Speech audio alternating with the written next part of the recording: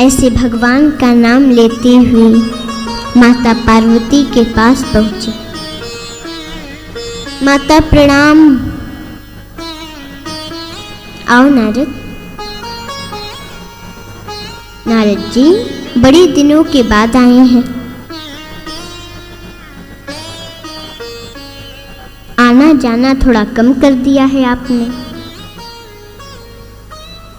क्या बात है?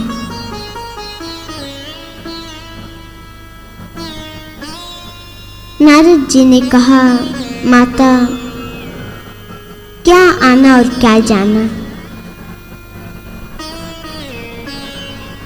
अब दुनिया में कहीं प्रेम नहीं है, सब दिखावा करते हैं। इसीलिए माता थोड़ा आना जाना कम कर दिया है।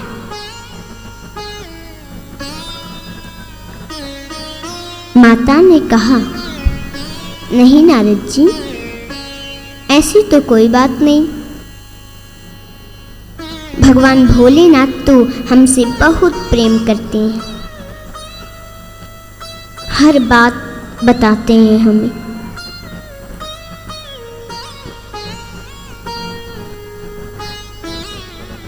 जो भगवान की झांकी मन में देखते हैं वो भी हमसे बताते हैं।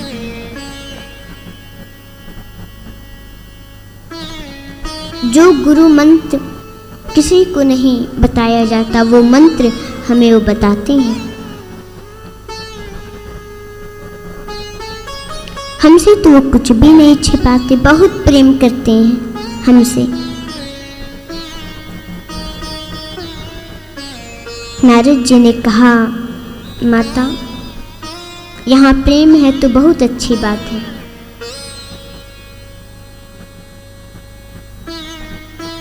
सब कुछ बताते हैं, फिर तो ये भी बताए होंगे जो गले में मुंड माला धारण करते हैं वो मुंड किसके हैं?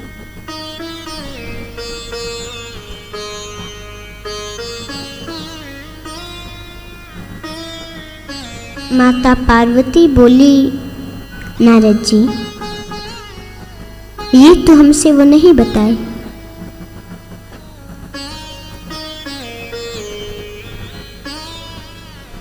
नारद जी ने कहा,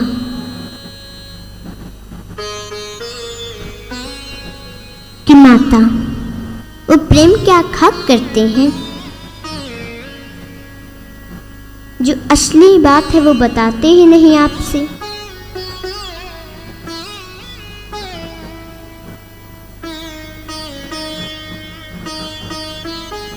ठीक है माता, अब हम चलते हैं।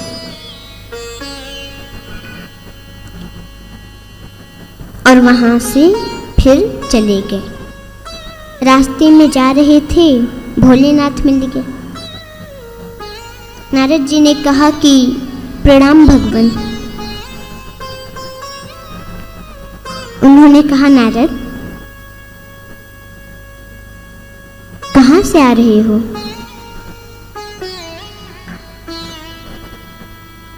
नारद जी ने कहा कि भगवान माता के पास गया था।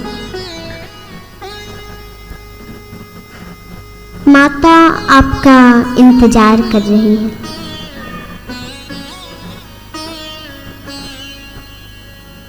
भगवान भोलेनाथ बोले, एक बात बताओ, जहां तुम चले जाओ वहां तो इंतजार ही होगा।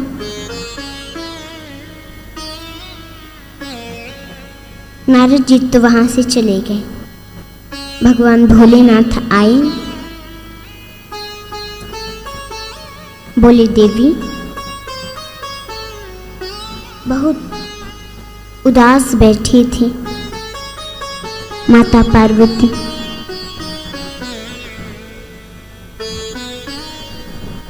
बोले, देवी आज इतना उदास क्यों हो, क्या बात है, हमसे बताओ। माता पार्वती कुछ नहीं बोली। भगवान भोलेनाथ ने कहा, अच्छा बताओ, हम कभी तुमसे कुछ छिपाते हैं। क्या हुआ है, आज इतना उदास क्यों हो?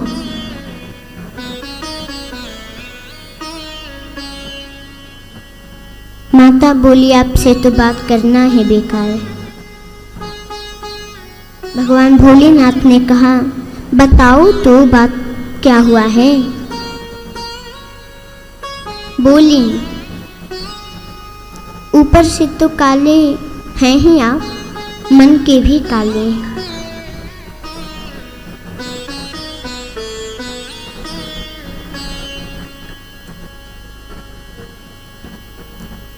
तो भगवान भोलेनाथ ने कहा, देवी, मन के काले तो उसको कहते हैं जो कपटी होता है। हमने तुमसे क्या कपट किया है? हमने कभी तुमसे कुछ छिपाया? सब कुछ बताते हैं, फिर भी तुम हमें कपटी कहती हो।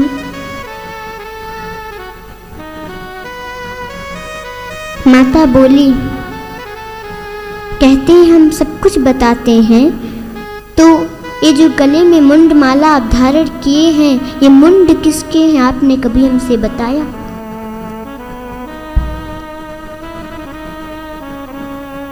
भगवान भोलेनाथ के आंखों में आंसू आ गए। देवी, ये मुंड तो तुम्हारे ही है।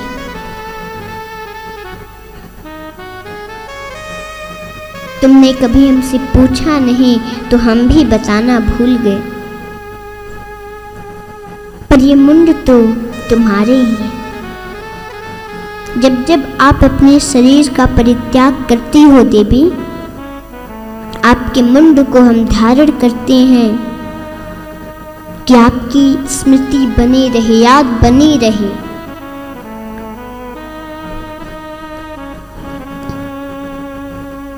माता बोली, ये कैसे होता है प्रभु? हम मर जाते हैं और आप जीवित रहते हैं।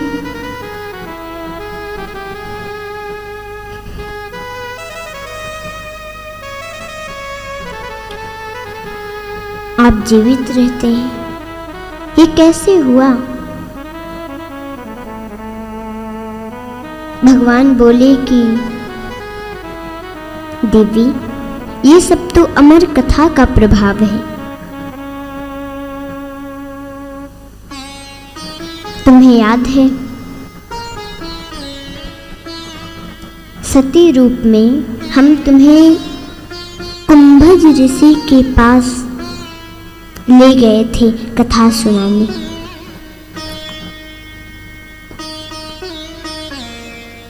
पर ऋषि की सरलता का गलत अर्थ तुमने लगाया और कथा ध्यान से नहीं सुनी,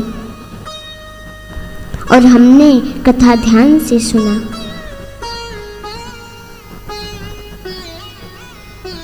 उसी का सब प्रभाव है।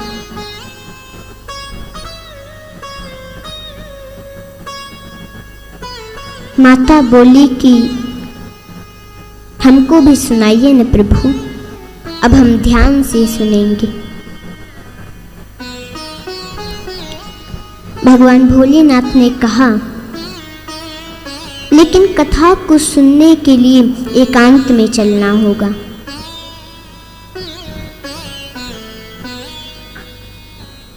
माता पार्वती बोली कि आप जहां ले चलेंगे वहां हम चलेंगे, बस आप हमको वो कथा सुनाइए।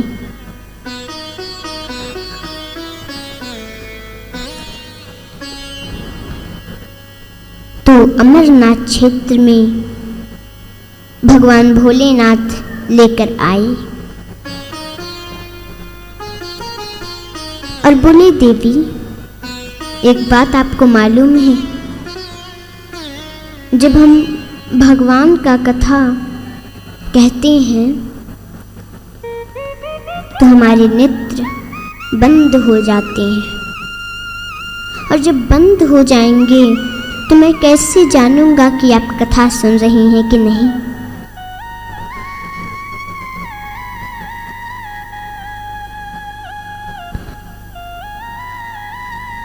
तो माता बोली कि हम हुंकार भरेंगे, आप हमको कथा सुनाइए।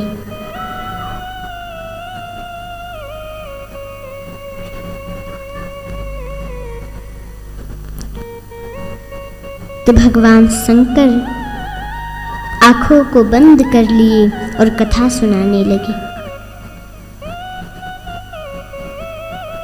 और माता सुनने लगी।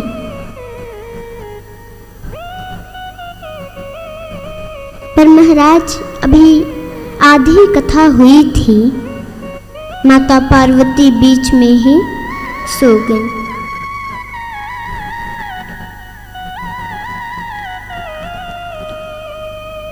लेकिन जो अंडे के रूप में सुखदेव जी थे, वो अंडा फूट गया और उसमें से एक सुगा निकला और वही हुंकार भरने लगा और कथा सुनने लगा।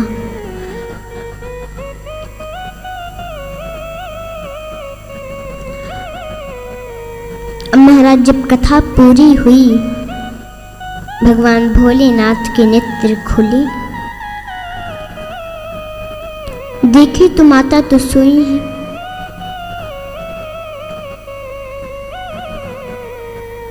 बोली जब ये सो गई तो कथा कौन सुन रहा था, हुंकार कौन भर रहा था?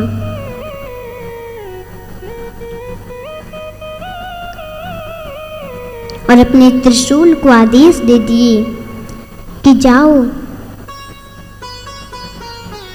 देखो यहाँ कौन है।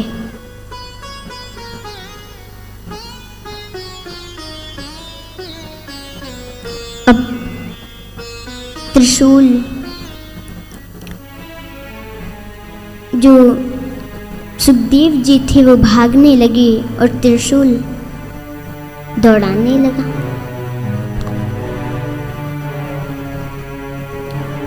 अब सुखदेव जी भागते भागते वेदव्यास जी की पत्नी वीटिका के मुख के रास्ते गर्भ में प्रवेश कर गए। पर त्रिशूल को जब कोई नहीं मिला, वापस चला आया।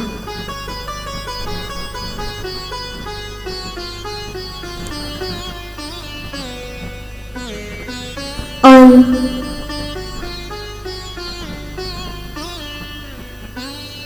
सुखदेव जी माता वीटिका के मुख के रास्ते गर्भ में चले गए। कुछ समय बाद एक दिन वेदव्यास जी ने कहा, तुम जो भी हो बाहर आओ। तो सुखदेव जी गर्भ में से ही बोले कि मैं बाहर नहीं आ सकता। अगर मैं बाहर आऊंगा तो बाहर तो माया है, मुझे माया पकड़ लेगी।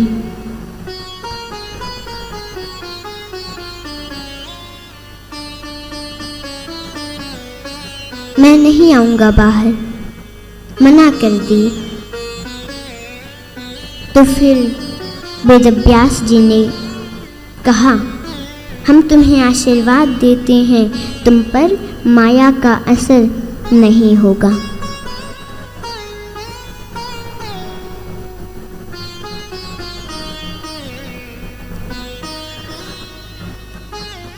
तो सुखदेव जी बाहर आए और बाहर आते ही वन को जाने लगे। अब तो ये पुकारने लगे, विरह से कातर हो गए और पुकारने लगे, हे बेटा, हे बेटा, हे पुत्र, हे पुत्र, तुम कहाँ जा रहे हो? उस समय तन्मय होने के कारण श्री सुखदेव जी के तरफ से वृक्षों ने उत्तर दिया कि महाराज, आपका पुत्र बहुत ज्ञानी है।